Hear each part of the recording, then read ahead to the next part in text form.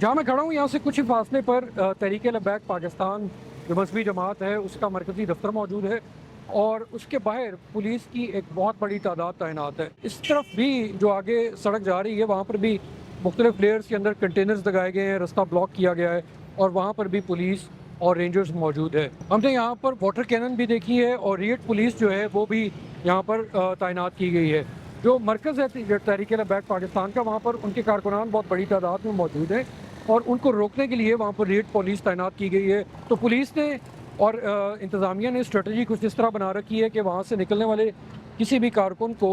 इस तरफ ना आने दिया जाए। और इसका मकसद ये है कि तहरीक लब्बैक पाकिस्तान ने ये अनाउंस कर रखा था कि वो इस्लामाबाद की तरफ मार्च करेंगे और वो फ़लस्तीन से यकजहती के लिए इस मिलियन मार्च को इस्लामाबाद लेकर जाएंगे। तहरीक लब्बैक पाकिस्तान ने ये दावा भी किया है कि कल रात को पुलिस ने उनके जो मरकज़ी दफ्तर है यहाँ पर उसके ऊपर रेड किया और इस दौरान उन्होंने जो तहरीक लब्बैक पाकिस्तान के सरबराह हैं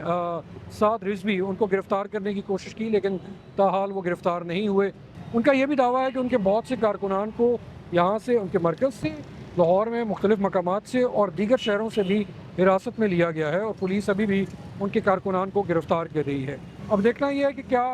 तहरीक लब्बैक पाकिस्तान इस मार्च को इस्लामाबाद लेकर जाने के फ़ैसले पर कायम रहती है और वो यहाँ से निकलने की कोशिश करती है और फिर उसके बाद इंतज़ामिया और पुलिस की तरफ से क्या रद्द अमल होगा।